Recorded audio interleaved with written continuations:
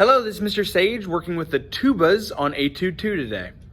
Reminder, I'm playing this on euphonium, so it will be an octave higher than what you are currently playing on tuba. Okay, a few things before I even get started on this one. I do want to draw attention to the style. You'll notice it says maestoso, which is majestic. You'll notice that I'm going to be using a lot of accents that are not written, especially whenever there aren't slurs. Enjoy, I'll talk more after I'm done. 1, 2, ready?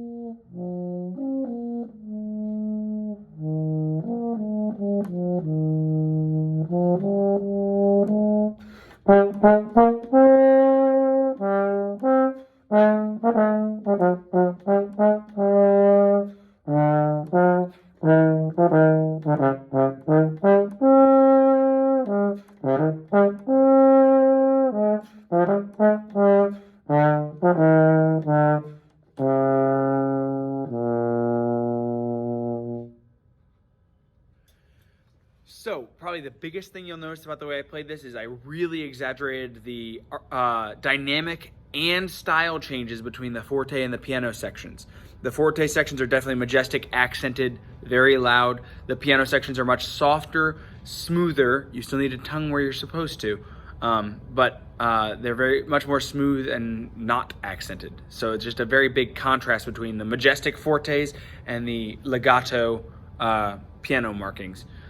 Beyond that, be careful on your dotted 8/16. You'll notice with the accented style on dotted 8/16, I'm leaving a little bit of space.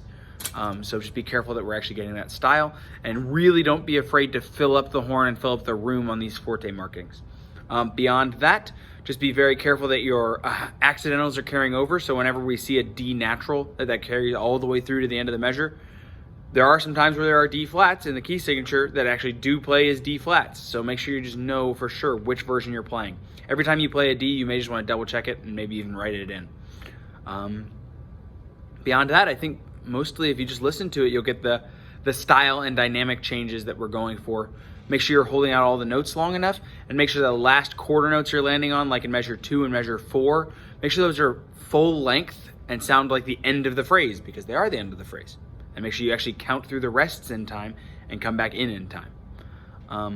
Those are just what I'll be listening for if I'm judging the tubas. So hopefully that gives you a little bit of a frame of reference for what you're trying to do on this one. And happy practicing.